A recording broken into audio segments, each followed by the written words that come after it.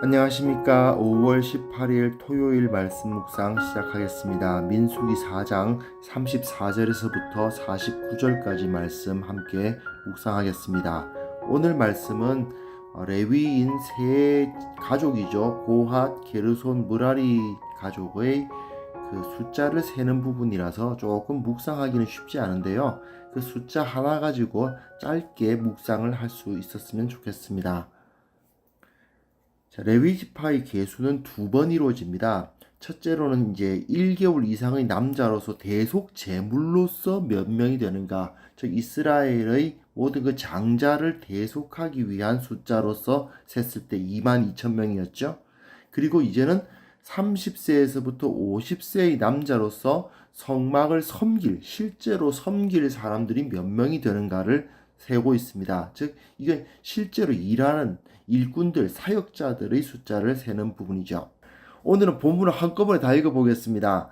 모세와 아론과 회중의 지도자들이 고핫 자손들을 그 종족과 조상의 가문에 따라 계수하니 30세부터 50세까지 회막에서 복무하고 봉사할 모든 자, 곧 그 종족대로 계수된 자가 2,750명이니 이는 모세와 아론이 여호와께서 모세에게 명령하신 대로 회막에서 종사하는 고핫인의 모든 종족 중 계수된 자이니라.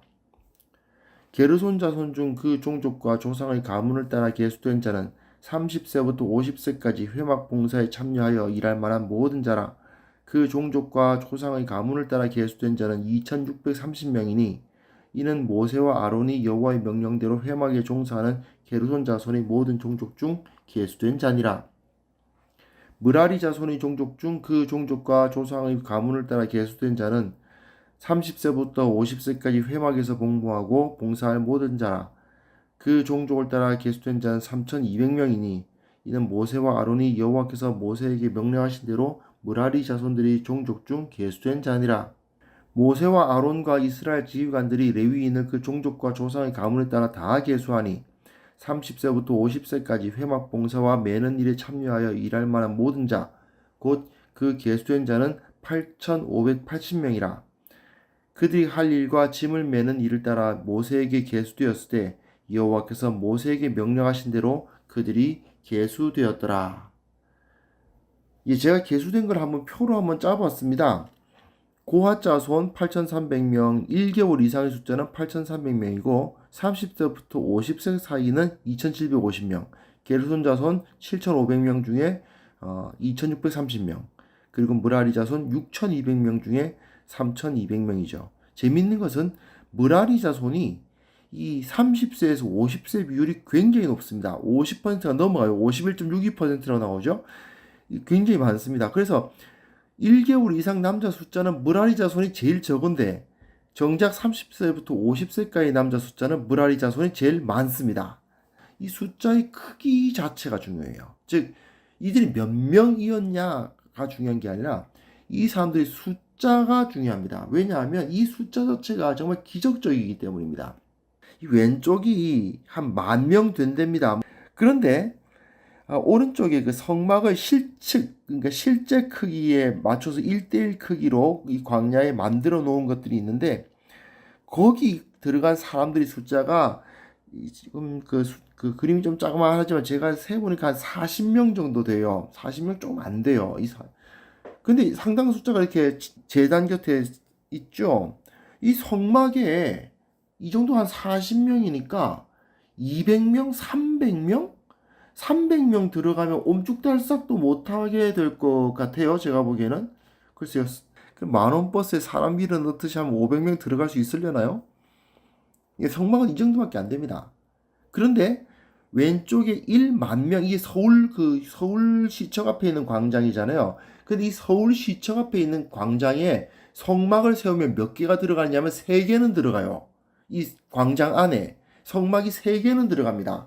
그런데 1만 명보다 못하지만 8,580명, 그 숫자가 요만한 성막 하나를 섬기기 위해서 모였다는 거죠. 좀 놀랍지 않습니까?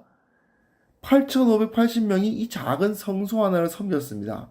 1개월 이상의 남자만 22,000명인데 그러면 여자들 뭐 1개월 이상부터 됐으니까 거의 1대1로 있다고 치고 여자들이 그러면 여자들까지 치면 약 4만 4천 명. 그러면 4만 4천 명이 요 조그만 성소에서 나오는 수입으로 모든 생계를 유지할 수 있는 거죠. 놀랍지 않습니까? 게다가 이 성소를 섬기기 위해서 8,580명의 레위인이 조직이 됐다는 게 더 놀라운 일입니다. 요거를 위해서 제가 보기엔 100명이 필요하지 않아요. 제가 볼 때는 이거 하는데 뭐 비번 정해가면서 그야말로 널널하게 일해도 500명? 500명이면 그야말로 그 네. 그런 이정 8,000명의 사람들이 필요하진 않아요. 그럼에도 불구하고 이 성소를 섬기기 위해서 8,580명이 조직되어 있었던 거죠.